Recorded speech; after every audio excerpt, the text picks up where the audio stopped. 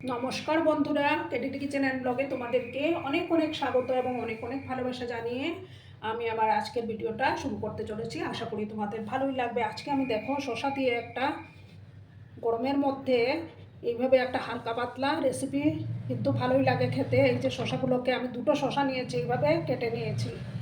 প্রথমে আমি গ্যাসটা অন করে দেব। এইরকম একটা রেসিপি হলে কিন্তু গরমকালে খুবই ভালো লাগে খেতে। একদম অল্প তেল মশলা। আমি একটা প্যান দেখো বসিয়ে দিলাম।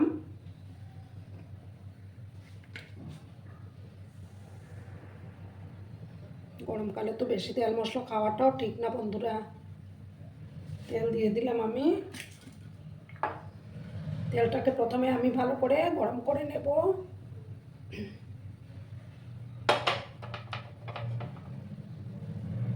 দেখো বন্ধুরা, তেলটা গরম হয়ে গেছে। এবার আমি দেখো বড় 20টার মতো পনির নিয়েছি। পনিরগুলোকে একটু হালকা করে আমি ভেজে নেব।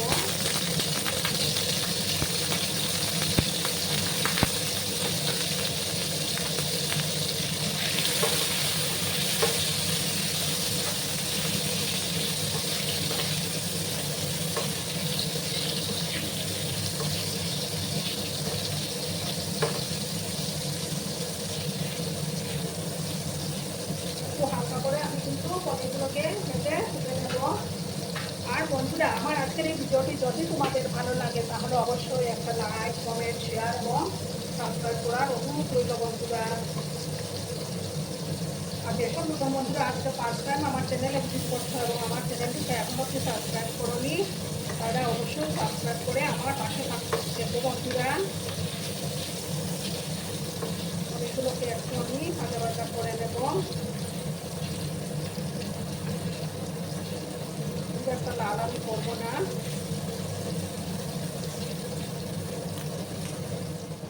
দেখো বন্ধুরা, আমি পনিরগুলো তুলে নিয়েছি। এই রান্নাটাতে কিন্তু খুব বেশি তেলের ভালো পড়বে না। সামান্য একটু তেল আমি দিলাম। এবার দেবো আমি একটা তেজপাতা।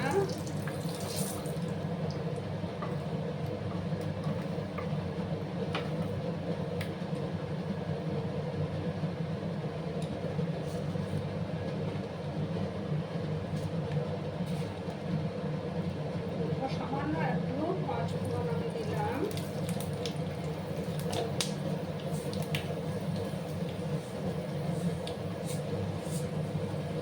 আর দেখো সামান্য একটু সাদা হলুদ সর্ষে আমি দিয়ে দিলাম।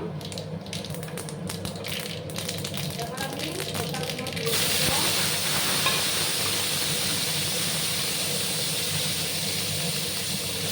তারপরে আমরা মিক্স করে নিলাম।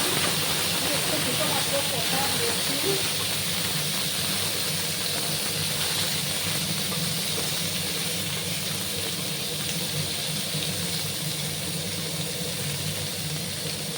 ভালো করে আমি শসাগুলোকে একটু ভাজবো।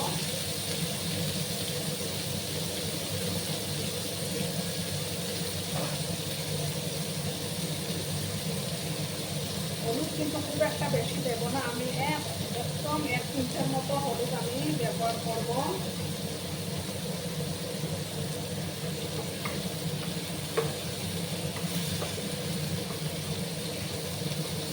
এই রান্নাটাতে কিন্তু হলুদের ব্যবহার বেশি করা যায় না।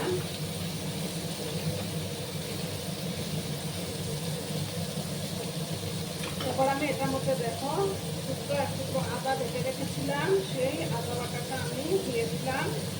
দিয়ে ভালো করে আমি কষিয়ে নেব।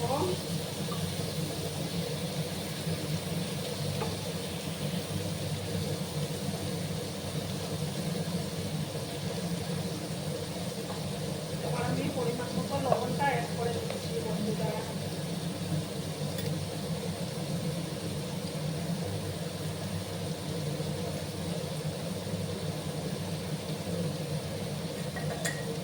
আবার ভালো করে আমি মিক্স করে নিলাম।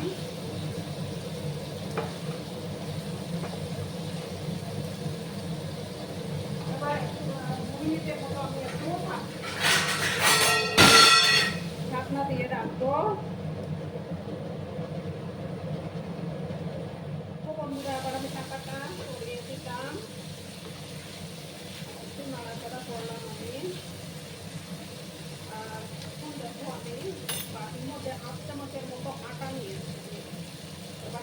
মধ্যে দুধ দেবো, দুধ দিয়ে এটা ফুলিয়ে নেব।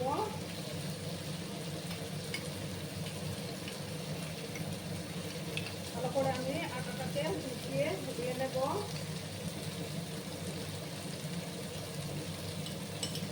এইভাবে তোমরা বাড়িতে একবার বানিয়ে খাও বন্ধুরা, দুর্দান্ত হয় খেতে।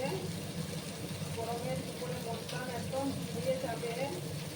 দেখো এবার আমি এই মিশ্রণটা দিয়ে দিচ্ছি।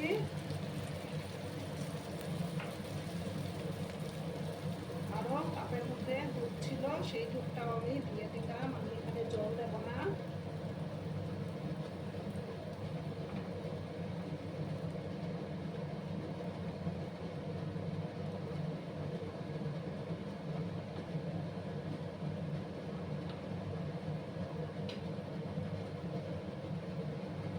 গ্যাসের আঁচটা আমার কমানো আছে। আবার আমি সামান্য চিনি অ্যাড করে দেব।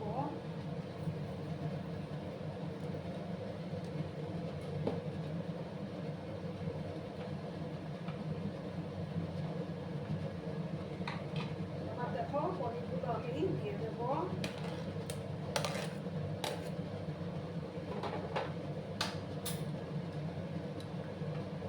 গ্যাসের আঁচটাকে কমিয়ে 5 মিনিটের মতো আমি এটাকে ফুটতে দেব, তাহলেই তৈরি হয়ে যাবে।